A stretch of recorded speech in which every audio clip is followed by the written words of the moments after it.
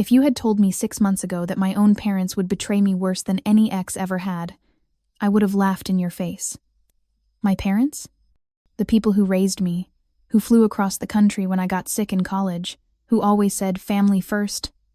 No way. But that's exactly what happened. And it all started when they showed up at my apartment with 2 giant suitcases and way too many opinions.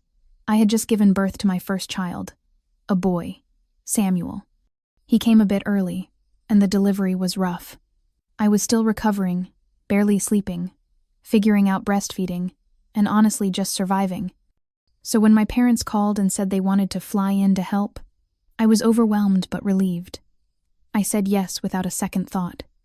I imagined they'd cook a few meals, hold the baby so I could nap, maybe do some laundry. I didn't expect them to try to take over my entire life. The moment they landed, something felt off. My dad barely looked at the baby, and my mom kept scanning the apartment like she was taking inventory. At first, I thought I was just being paranoid. Hormones. Lack of sleep. But then they started doing weird things, like asking strange questions about the lease. Who was on it? How long was I planning to stay here? Was the building easy to deal with? I brushed it off. Then they insisted on sleeping in my bedroom while I slept on the couch with the baby bassinet next to me.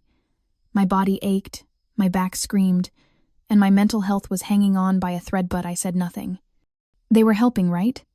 That's what support looked like, right? Wrong. One morning while they were out running errands, I heard someone knocking on the door. Not just a friendly knock. A loud, impatient, almost angry knock. I peeked through the peephole and saw a man in a business suit holding a clipboard.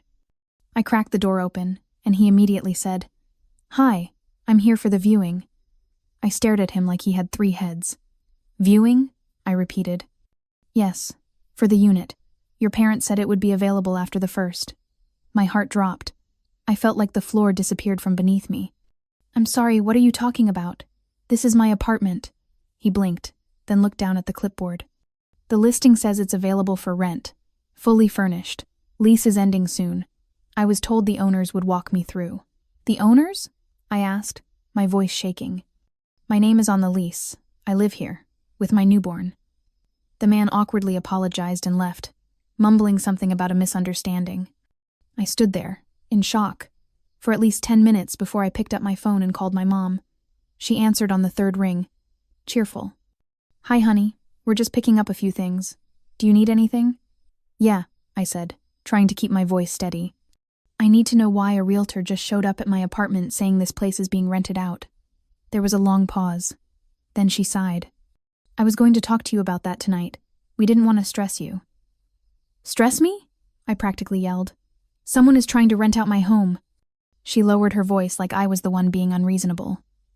"Sweetheart, listen. You're overwhelmed. You just had a baby. This apartment is too small. The area isn't safe. You need to be closer to family. We've been thinking we found a house near us you could rent. It has a nursery and a yard. We thought it'd be a fresh start." My mind was spinning. I couldn't believe what I was hearing. "You're trying to relocate me without even asking?" "We're trying to help you," she said, as if I was being ungrateful. "You've always struggled with decisions. We thought taking care of the logistics would be easier for everyone.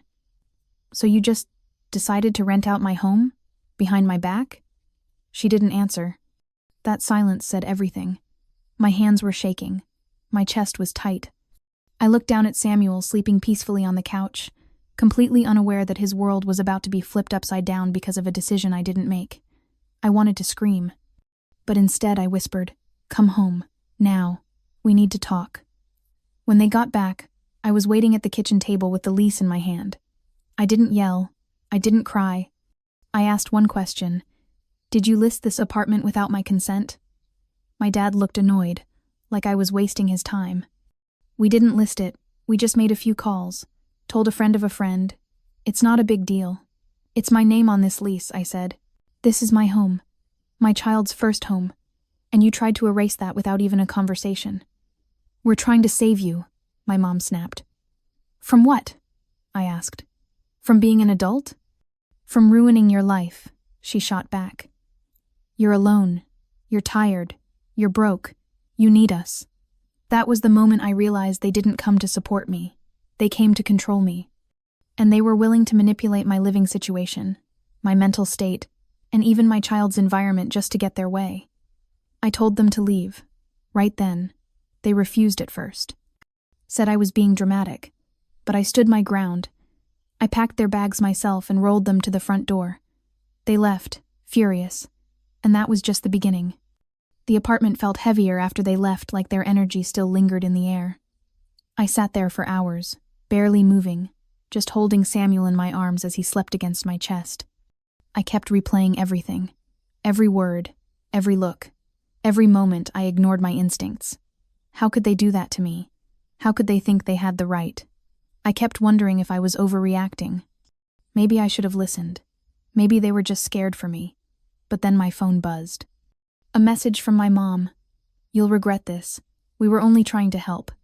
Don't expect us to clean up the mess when you come crawling back." My stomach twisted. That didn't sound like love. That sounded like control. And it got worse. The next morning, I got a knock at the door again. This time, it was a woman holding a folder and a set of keys. "Hi, I'm with Foxwood Property Management. Your parents reached out last week about transferring management to us?" My jaw dropped. "I didn't authorize any management change. This is my lease." She looked confused. "They said they were the co-owners and you were moving out soon. They signed a short-term contract to begin prepping the unit for new tenants." "What?" I could barely process it. "Can I see the paperwork?" She handed it to me. And there it was, my parents' names, forged as co-tenants, with a signature at the bottom that looked eerily like mine, but wasn't. I slammed the door shut, heart pounding. That wasn't just manipulation anymore. That was fraud. I called my leasing office immediately and asked to speak to the manager. After a long wait and some uncomfortable small talk, they confirmed what I feared.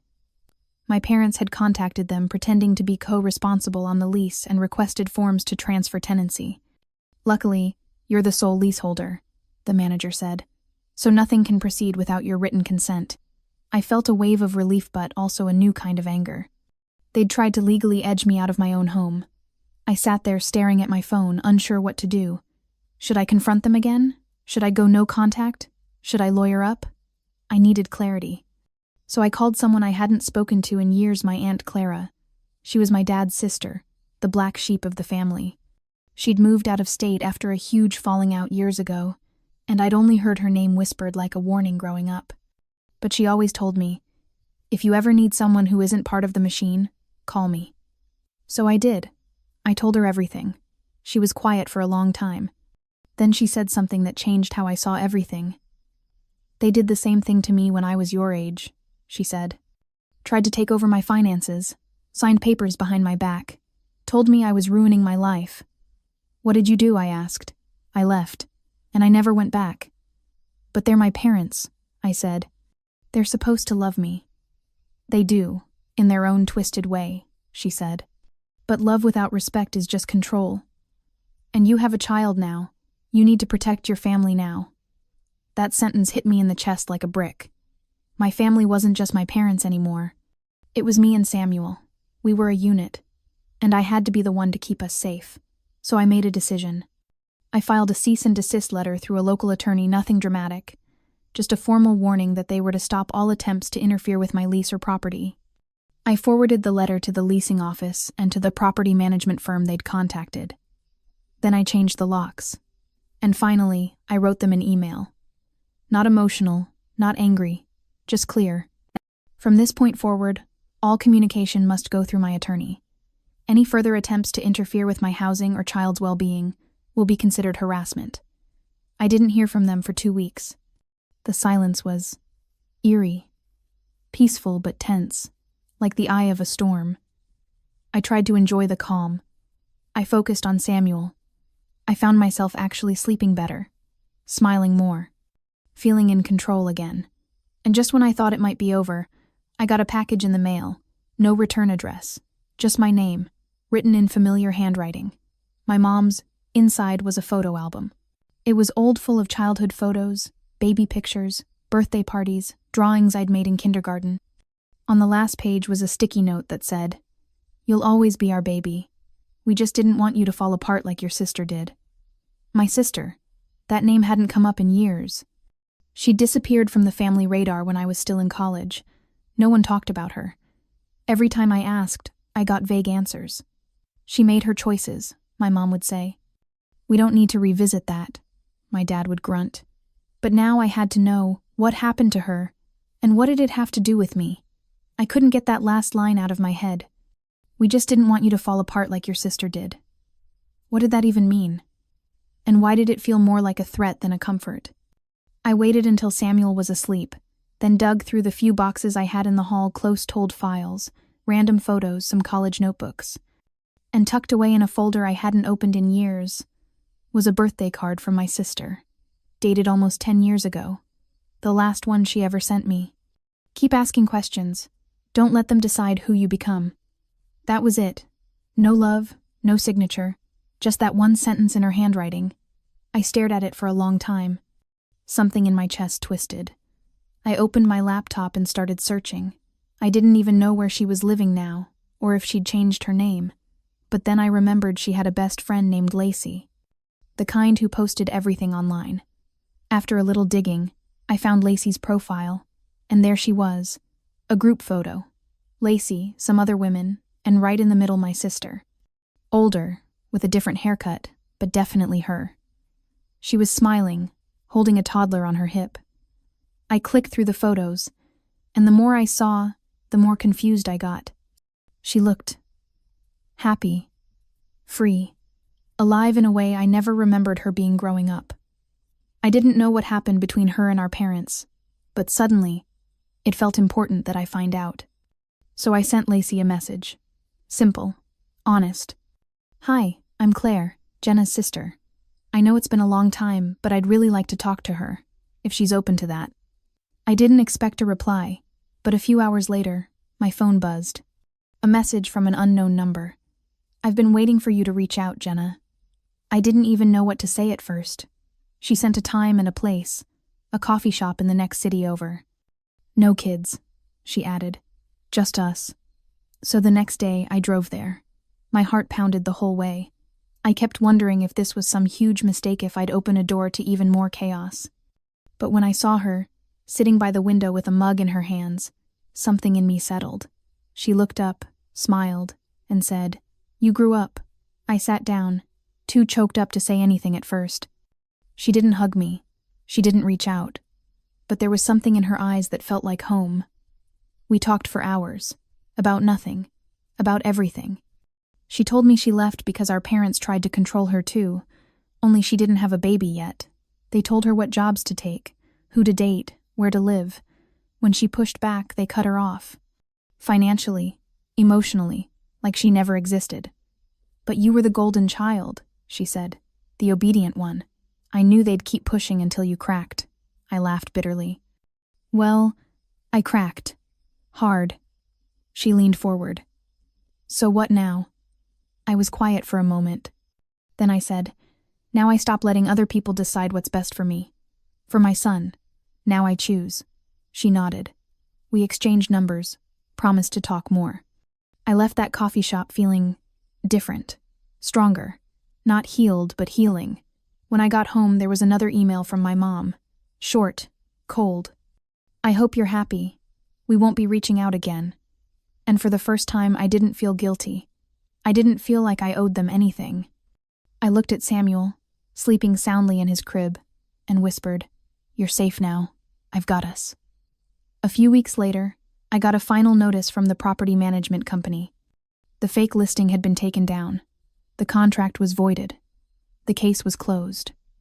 And just like that, the last thread they had wrapped around my life snapped. Clean. Quiet. Done. I don't know if my parents will ever see what they did as wrong. Maybe they really believed they were helping. Maybe they thought they were saving me. But what they didn't realize is sometimes saving someone means letting them stand on their own. And sometimes, loving someone means stepping back, not barging in. So if you've ever felt like you were drowning under the weight of someone else's version of help, let me say this. You are allowed to protect your peace. You are allowed to build a life that makes sense to you.